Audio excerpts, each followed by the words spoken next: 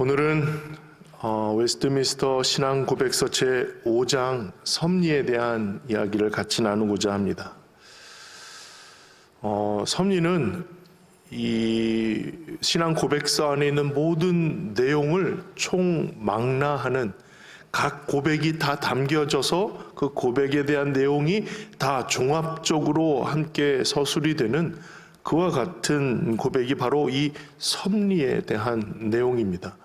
하나님께서 미리 예지하시고 작정하신 일들, 그리고 하나님이 창조하시고 창조하신 모든 피조물들을 또 유지하고 통치하시는 모든 과정들, 그리고 어떻게 완성하고 끝내실지의 모든 일들이 바로 하나님의 섭리라고 하는 이 단어 안에 다 들어가 있는 말씀입니다. 종합적인 이 고백에 대한 7개의 문항을 홈페이지 게시판에 올려놓았는데요. 읽고 오신 분들도 계시겠고 또 미처 읽지 못하신 분들도 있으시겠지만, 당부드리는 것은 주일 전에 한 번, 적어도 2번 이상은 꼭 읽고 오시기를 당부드리고, 또 예배를 마치고 돌아가셔서 다시 한번 확인해 보시기를 또한 부탁을 드립니다. 이해가 되지 않아서 읽어봐야 어려워서 알 수가 없어요 라고 하더라도 한두 번 읽어본 것과 그렇지 않은 것은 전혀 차이가 있거든요. 그러니까 꼭 읽어보고 오시기를, 또 다시 한번 읽어보고 확인하시기를 당부드리겠습니다. 이 7개의 문항을 일일이 다 살필 수가 없어서 오늘도 이 고백을 재구성해서 여러분들과 함께 은혜를 나누고자 합니다. 그 첫 번째 우리가 살펴볼 일들은요, 하나님은 지금도 일하신다는 내용입니다. 섭리라고 하는 것이 여러 가지 단어로 설명할 수 있어요. 공급하다는 것도 섭리의 한 부분이고, 계획하신 하나님의 뜻도 섭리의 부분이고, 우리를 돌보시고 유지하고 통치하시는 모든 과정들을 섭리라는 한 단어에 넣을 수가 있습니다. 이 섭리라는 단어가 굉장히 광범위한 단어예요. 하나님의 행하시고 계획하시는 하나님의 모든 뜻이 담겨지고 그것이 실천되고 이루는 모든 과정이라고 하니까 굉장히 광범위한 뜻이죠. 그 중에서도 하나님은 여전히 일하신다는 일에 우리가 첫 번째 주제를 삼을 수가 있습니다. 창조하시고 그냥 내버려 두신 것이 아니라 창조된 모든 피조물들을 하나님께서 모든 환경, 여건, 활동하는 모든 마음에 이르기까지 온전히 하나님이 주관하시고 일하시고 있다는 겁니다. 하나님께서는 첫 항에 보시면 창조주 하나님께서 가장 큰 것에서 가장 작은 것에 이르기까지 모든 피조물들의 행위와 상황을 유지, 통치하셔서 하나님의 영광을 찬미하게 하신다. 그러니까 이 섭리의 중요한 시작과 그리고 결말, 그리고 그 목적이 무엇인지를 분명하게 알리고 있습니다. 하나님은 모든 만물을 작은 것부터 큰 것에 이르기까지 모든 상황과 행위와 형편들을 살피셔서 그것을 유지하고 통치하시는데요, 그 놀라우신 하나님의 섭리의 목적이 바로 그 하나님의 긍휼하심과 영광을 찬미하게 하려 하심이라는 겁니다. 그래서 오늘 우리가 읽었던 이사야 43장에는 하나님이 주시는 하나님의 그 영혼을 향한 하나님의 말씀이 있고, 나중에 우리가 잘 아는 43장 21절에 이 백성은 나를 위하여 지었나니 나 영광을 찬송하게 하려 함이라는 겁니다. 하나님께서 지으신 목적 그대로 하나님을 영광 올리며 찬양할 수 있도록 하나님께서 그렇게 이끌어 가신다는 거예요. 그걸 지금도 일하신다라고 표현하는 겁니다. 그래서 모든 피조물들의 상황, 형편을 잘 아시고 적절한 방식으로 우리를 이끄시고 유지하십니다. 궁극적으로 하나님을 찬미하도록 이끄시는 하나님의 걸음은 가장 완벽한 길로 하나님께서 이끌어 주십니다. 섭리는 우리의 모든 큰 일부터 작은 일에 이르기까지의 과정입니다. 그러니 우리의 생활 속에 좋은 일도 있고 나쁜 일도 있고 이상하게 여겨지는 일들도 있잖아요. 그러니까 하나님께서 그걸 다 역사하고 주관하신다고 고백하는 일입니다. 그래서 오늘 우리가 이 고백을 통해서 충분히 마지막으로 결론적으로 해야 하는, 기억해야 하는 일들이 있다면 그것은 어떤 상황 속에서도 섭리하시는 하나님을 의지하고 신뢰하는 것입니다. 어떤 상황 속에서도 하나님은 여전히 하나님의 일을 하신다라는 것을 기억하고 하나님을 더욱 의지하고 신뢰하는 것, 이게 첫 번째 우리의 결론이라면, 두 번째 결론은 그렇게 섭리하신, 우리가 섭리 가운데 있는 우리의 삶에 어떻게 하나님의 섭리가 드러났는지를 함께 고백하며 나누고 증거하는 일, 이것이 오늘 중요한 두 가지의 결론이라고 할 수가 있겠습니다. 하나님께서 우리의 모든 상황을 다 아신다라고 하는 믿음이 우리에게 먼저 필요합니다.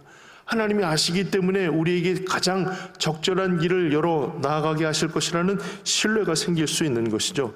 그래, 하나님이 계획하셔서 이루시는 하나님의 모든 방법과 도구로 인해서 여전히 하나님께서 우리의 삶에 관여하시고 인도하시고 지도하신다는 것을 경험하고 있다라고 하는 신뢰와 확신이 필요합니다.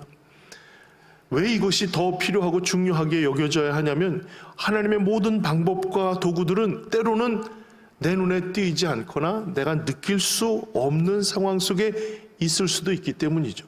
그래서 로마서 11장 33절에 깊도다 하나님의 지혜와 지식의 풍성하며 그의 판단은 헤아리지 못할 것이며 그의 길은 찾지 못할 것이로다.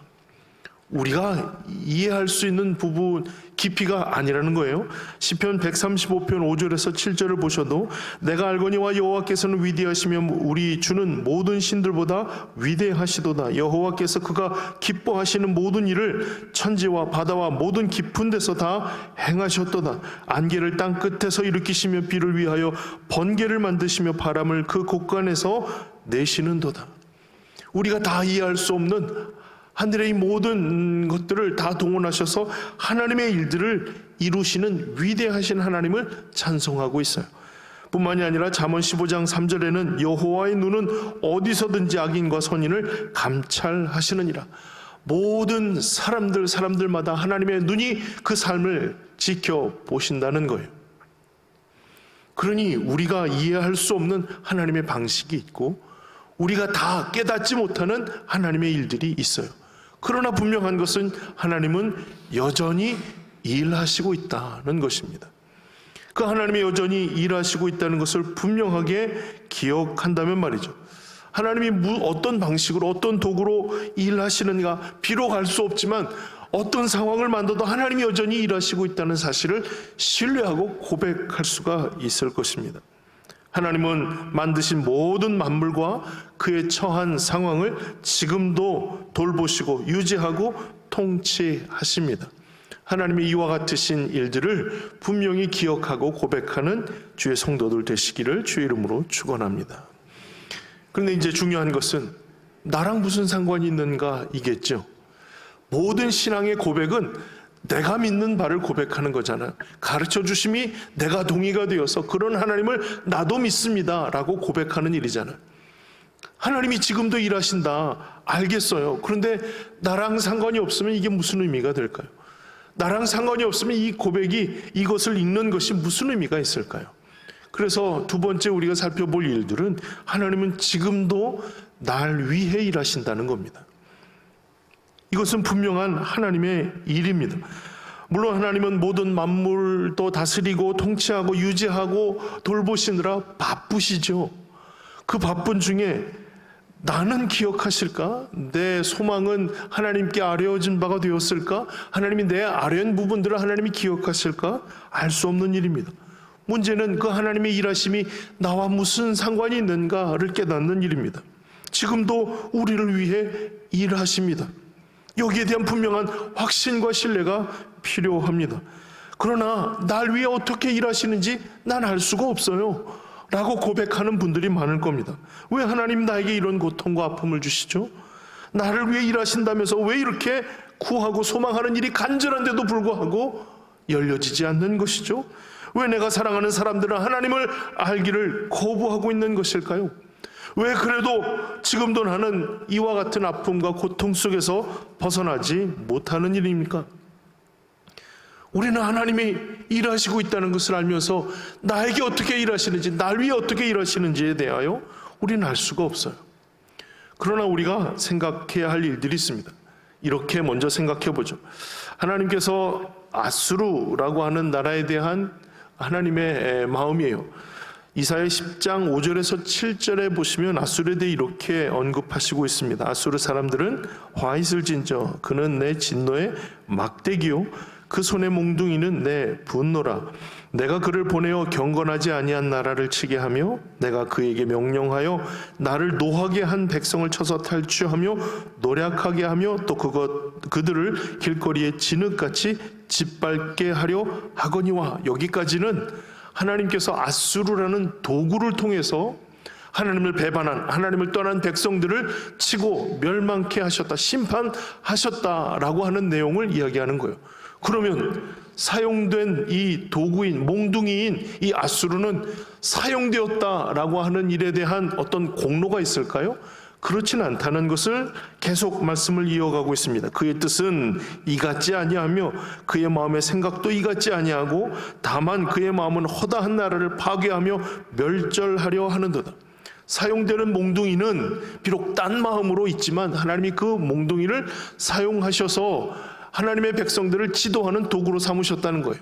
그럼 그 몽둥이는요, 이사야 10장 12절에 그러므로 주께서 주의 일을 시온산과 예루살렘에 다 행하신 후에 아수르 왕이 완악한 마음의 열매와 높은 눈의 자랑을 벌하시리라.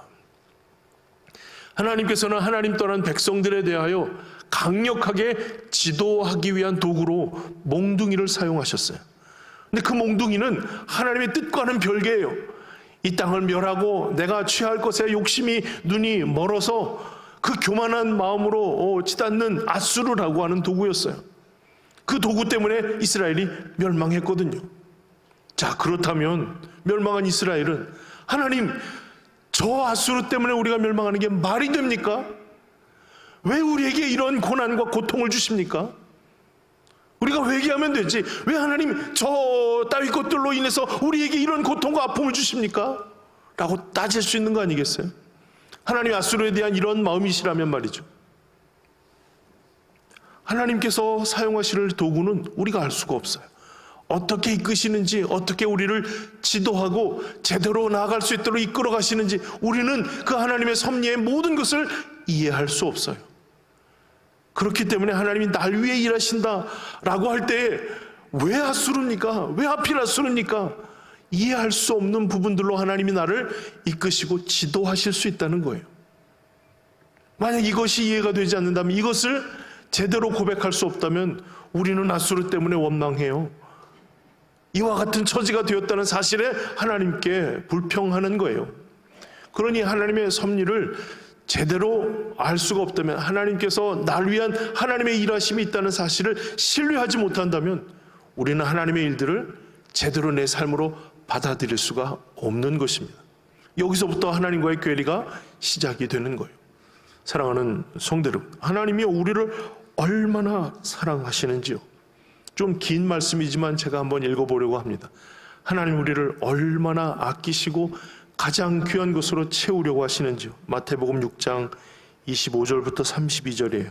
그러므로 내가 너희에게 이르노니 목숨을 위하여 무엇을 먹을까 무엇을 마실까 몸을 위하여 무엇을 입을까 염려하지 말라. 목숨이 음식보다 중하지 아니하며 몸이 의복보다 중하지 아니하냐. 공중의 새를 보라. 심지도 않고 거두지도 않고 창고에 모아들이지도 아니하되 너희 하늘 아버지께서 기르시나니 너희는 이것들보다 귀하지 아니하냐. 너희 중에 누가 염려함으로 그 키를 한 자라도 더 할 수 있겠느냐. 또 너희가 어찌 의복을 위하여 염려하느냐. 들의 백합화가 어떻게 자라는가 생각하여 보라. 수고도 아니하고 길쌈도 아니하느니라. 그러나 내가 너희에게 말하노니 솔로몬의 모든 영광으로도 입은 것이 이 꽃 하나만 같지 못하였느니라. 오늘 있다가 내일 라궁리에 던져지는 들풀도 하나님이 이렇게 입히시거든 하물며 너희일까 보냐. 믿음이 작은 자들아. 그러므로 염려하여 이르기를 무엇을 먹을까 무엇을 마실까 무엇을 입을까 하지 말라. 이는 다 이방인들이 구하는 것이라. 너희 하늘 아버지께서 이 모든 것이 너희에게 있어야 할 줄을 아시느니라. 아멘. 이 말씀에 대해서는 다른 코멘트를 달지 않겠어요. 이러신 하나님이 아수르를 통해서 지도하시고 매질하실 때 하나님 왜 이렇습니까? 라고 불평할 수 없다는 거예요. 하나님의 선하신 계획과 하나님의 뜻을 우리는 다 미루어 짐작할 수 없어요. 그러나 분명한 것은 하나님은 여전히 나를 위해 일하시고 있다는 사실입니다. 이것이 하나님의 섭리로 우리가 받아들여졌을 때 우리는 하나님 앞에 놀라운 은혜와 영광을 높여드리며 찬송할 수가 있습니다. 모든 만물을 창조하신 하나님은 지금도 만물을 이와 같이 유지하고 통치하시고 돌보십니다. 피조물 중에 연약한 나를 위해 하나님의 귀한 것으로 먹이고 입히셔서 여전히 하나님 안에서의 삶을 살 수 있도록 인도하십니다. 이것을 통하여 우리에게 주신 하나님의 은혜가 하나님의 이끄심이 이와 같음을 늘 우리는 고백할 수가 있어요. 그런데 하나님의 섭리는 여기서 끝나지 않아요. 나를 돌보시고 이끄시고 인도하시는 것에서 끝나는 것이 아니라 나를 통해서 하나님의 일들이 드러나기를 원하신다는 겁니다. 어떻게요? 어떻게 드러나기를 원하실까요? 하나님이 우리를 돌보심처럼 우리도 또한 우리의 주변을 돌보기를 기대하신다는 것이죠. 여기에 대한 하나님의 무시무시한 선언이 있는데요. 디모데전서 5장 8절을 제가 읽겠습니다. 누구든지 자기 친족, 특히 자기 가족을 돌보지 아니하면 믿음을 배반한 자요 불신자보다 더 악한 자니라. 아니, 이게 이럴 일입니까? 바쁘면 그럴 수도 있지. 챙기지 못하면 그럴 수도 있지. 이것을 가지고 이렇게 못했다고, 믿음을 배반했다고, 불신자보다 더 악한 자라고, 이렇게까지 저주할 일입니까? 라고 생각을 하면 여러분, 가족을 돌보다 했을 때 그 돌봄은 제공을 해주는 거예요. 하나님이 우리를 돌보시거든요. 다 제공해 주시거든요. 하나님의 길에 설 수 있도록 유지하고 통치하시며 우리를 돌보시거든요. 우리는 그 하나님의 돌봄을 드러낼 대행자로서의 삶을 부여받은 거예요. 그러니까 우리는 우리의 삶의 돌보심을 경험할 뿐만이 아니라 돌보시도록 하나님께서 공급해 주시는 일들로 함께 하나님의 돌봄을 대행할 삶을 부여받은 겁니다. 그러니 이런 말이 나오는 거예요. 하나님께서 마땅히 돌보라고 허락하신 일들을 행하지 않음으로 인해서 믿음을 저버리고 불신자보다 더 악한 모습으로 전락해버리는 일들이 일어난 것이죠. 그럼 내가 그럼 돌보지 않으면 하나님의 섭리가 끊어지는 겁니까? 그렇지 않아요. 하나님은 모든 만물을 유지하고 통치하시기 때문에 그 또한 하나님의 돌보심 속에 있겠죠. 그러나 나를 부르신 하나님의 목적에는 하나님의 돌보심의 대행자로서의 삶에 더 풍성한 은혜를 함께 나눌 수 있도록, 내가 경험한 하나님의 섭리와 네가 경험한 하나님의 섭리를 통해 더 풍성한 하나님의 은혜를 체험할 수 있도록 하나님께서 돌봄을 실천할 수 있도록 돌봄의 대행자로서의 삶을 우리에게 맡겨 주셨다는 겁니다. 이렇게 하나님께서 믿는 모든 사람들을 통해서 하나님의 돌보심이 드러날 수 있도록 하나님께서 역사하신다는 겁니다. 그렇다면 하나님은 어떠한 모습으로 섭리하시는가? 하나님은 선하신 뜻으로 섭리하십니다. 이 말은 두 가지로 우리가 생각할 수 있어요. 하나님의 선하신 뜻이 있다라는 것이기도 하지만 하나님은 선하시다라는 것을 신뢰하는 고백이기도 합니다. 그러니까 하나님의 선하심으로, 선하신 뜻으로 하나님의 뜻을 이루어 가신다는 겁니다. 예를 한번 들어볼까요? 사무엘을 하나님께서 부르셨어요. 사무엘아, 사무엘아, 사무엘아. 알아듣지 못하고 계속 엘리를 찾아갑니다. 이거 하나님의 부르심이라 생각한 엘리가 어떻게 하나님의 말씀을 받아야 되는지를 알려주죠. 주님 말씀해 주십시오. 주의 종이 듣겠나이다. 하나님의 음성을 그 밤에 들었습니다. 다음 날 아침이 되어서 이 말을 해야 되는데 도저히 입이 떨어지지 않습니다. 그 말은 바로 하나님께서 엘리의 집에 내리실 저주에 대한, 심판에 대한 내용이었기 때문이죠.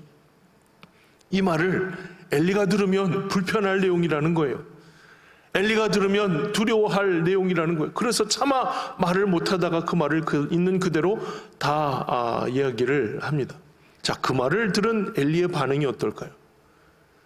이 말을 들었다면 당황스럽고, 때로는 하나님 왜 이렇게 행하시는가에 대해서 때로는 하나님의 뜻을 이해할 수 없는 불평이나 원망이 있지 않을까요? 이해할 수 없기 때문에 그런 일이 없어 라고 거부하지 않았을까요? 그러나 엘리의 반응은 이렇습니다. 사무엘상 3장 18절에 그가 이르되 이는 여호와이시니 선하신 대로 하실 것이라. 비록 그가 하나님에 대한 이상을 깨닫지 못하는, 그리고 그 두 자녀들에 대한 책임을 다하지 못했던 모습들이 있지만, 그는 분명 제사장으로 혹은 사사로 하나님께서 그를 부르시고 그를 세우신 그 귀한 일들에 대한 기본적인 마음을 갖고 있었어요. 그러다 보니 이렇게 반응하는 겁니다. 비록 나를 심판하시고 내게 대한 저주에 대한 이야기들을 말씀하셨지만 하나님의 뜻이 선하신 대로 이루어질 것이라 라고 고백하게 된 것이죠. 사랑하는 성도 여러분, 이것이 나에게 좋은 일이 있어서 하나님이 선하시다, 나에게 좋은 일이 생겨서 하나님의 선하신 인도하심이 있다라고 고백할 것이 아니라는 거예요. 때로는 하나님의 뜻은 하나님께서 이끄시는 대로 우리를 지도하시기 때문에 우리가 잘못된 길이나 혹은 하나님의 뜻과는 상관없는 길에 있을 때 하나님이 우리를 매로 다스리시거나 때로는 분명하게 그 자리에 멈추셔서 하나님의 뜻이 드러날 수 있도록 이끄시는 거예요. 그 받아들이는 나의 입장에서는 이게 저주가 되고 또 나에게는 나쁜 일 혹은 슬픈 일, 아픈 일이 되는 것이죠. 하나님은 결코 변덕스럽게 이리저리 그 뜻을 바꾸시는 분이 아니십니다. 하나님의 선하신 뜻대로 행하시고 그 모든 뜻이 하나님의 선하신 뜻을 이루는 데에 이룰 수 있도록 이끌어 가신다는 겁니다. 그게 내게 불리한 일이라도 말이죠. 그러니 내게 좋다라고 하나님의 뜻이 선하다라고 잘못 오해할 일은 아니라는 겁니다. 바로잡도록 때리시거나 멈추게 하셔서 하나님의 선하신 뜻이 이루어질 때 엘리와 같은 반응이 필요하다는 거예요. 하나님의 선하신 뜻대로 이루어질 것이라. 하나님의 선하신 뜻이 있음을 기억한다면 하나님의 섭리는 날 향하신 하나님의 뜻임을 기억할 수가 있습니다. 바세바와의 범죄로 인해 큰 회개하는 다윗의 고백이 시편 51편에 있는 것은 잘 아실 겁니다. 그 시 중에서도 51편 4절의 말씀을 좀 집중해 보면, 내가 주께만 범죄하여 주의 목전에 악을 행하여 싸우니 주께서 말씀하실 때 의로우시다고 하고 주께서 심판하실 때 순전하시다 하리이다.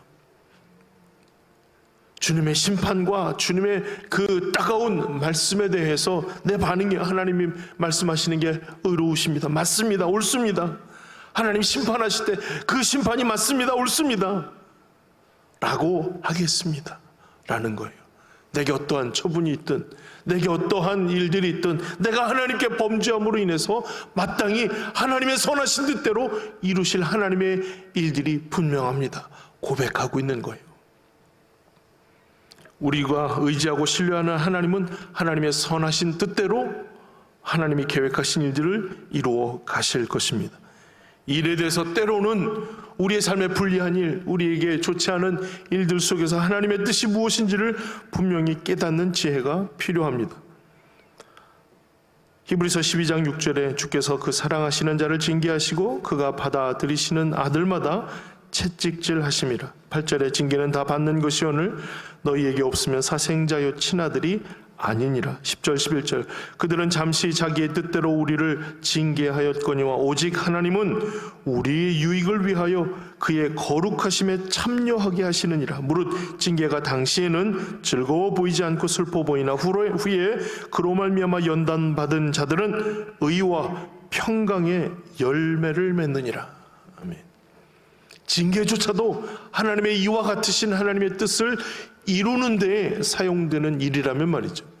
우리의 모든 삶의 하나하나의 과정들이 하나님의 섭리 가운데서 하나님의 선하신 뜻을 이루게 될 것이라는 확신과 신뢰가 필요한 일이라는 겁니다. 하나님은 반드시 하나님의 선하신 뜻대로 이루실 줄로 믿습니다. 그 귀한 신뢰와 확신으로 주님을 구하고 주님과 만나는 주의 성도들이 되시길 주의 이름으로 축복을 드립니다. 이를 위하여 우리가 할 수 있는 기도의 제목이라면 이런 것이죠. 주님이 우리에게 가르쳐 주신 기도의 제목들 중에 시험에 들지 않도록 다만 악에서 구하시기를. 그래서 우리가 잘못된 길에 서지 않고 하나님의 온전한 뜻 가운데 서기를 위한 기도와 간구는 우리에게는 너무나도 중요한 일입니다.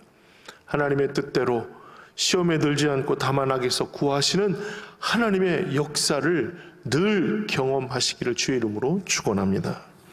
그리고 마지막 항에 보시면 교회에 대한 언급이 있는데요, 우리가 마지막 찬양하며 나가는 그 교회여 일어나라 라고 하는 그 찬양의 제목을 붙였습니다. 그 마지막 항을 제가 한번 읽어볼게요. 하나님의 섭리가 일반적으로 모든 피조물에게 미치는 것처럼 그분은 또한 가장 특별한 방법으로 교회를 돌보시고 만사를 섭리의 교회에 유익하게 하신다.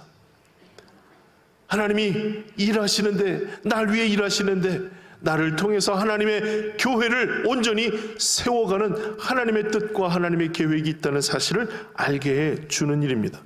교회가 무엇입니까? 교회는 하나님의 섭리가 드러나는 곳이에요. 교회는 하나님의 섭리를 증거하고 함께 나누며 나타내는 곳입니다. 그래서 하나님의 섭리를 의지하고 고백하며 그 안에서의 삶을 찬미하는 것이 바로 이 교회 공동체를 통해 일어나야 하는 일이죠.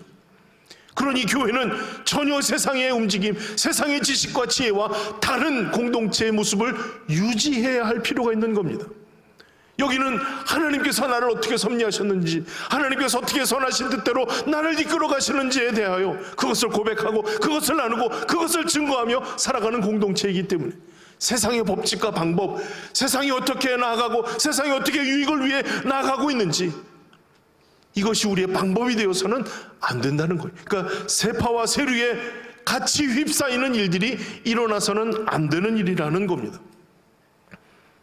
그 돌보심의 모든 대상자들이 자라고 훈련되고 모이고 세워지는 자리가 바로 이 교회 공동체라고 하는 거예요. 그렇다면 이 세류에 굴하지 않고 오롯이 하나님의 뜻 가운데 나아갈 방법이 있다면 무슨 일일까요? 어떻게 해야 하는 일일까요?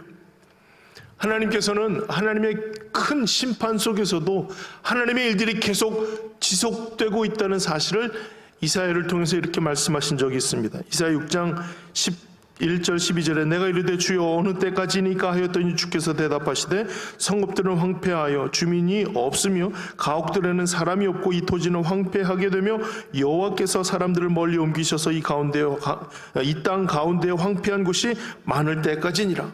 하나님의 심판이 완벽하게 쓸어버리실 것을 선언하신 대목이에요. 이사야도 이해할 수가 없어서 하나님 언제까지입니까? 라고 말씀을 하셨는데 하나님이 깨끗이 다 쓸어버릴 때까지라 라고 선언하셨어요. 그러면 다 끝난 거 아닙니까? 그 이유가 없는 거 아닙니까? 그러나 하나님께서 이렇게 또한 말씀을 이어가시죠. 13절에 그 중에 10분의 1이 아직 남았을지라도 이것도 황폐하게 될 것이나 밤나무와 상수리나무가 배임을 당하여도 그 그루터기는 남아있는 것 같이 거룩한 씨가 이 땅에 그루터기니라 하시더라. 이 말씀은 메시아에 대한 약속이기도 하지만 하나님께서 남기신 하나님의 백성에 대한 언급이기도 합니다. 하나님께서 그루터기를 남기셨어요.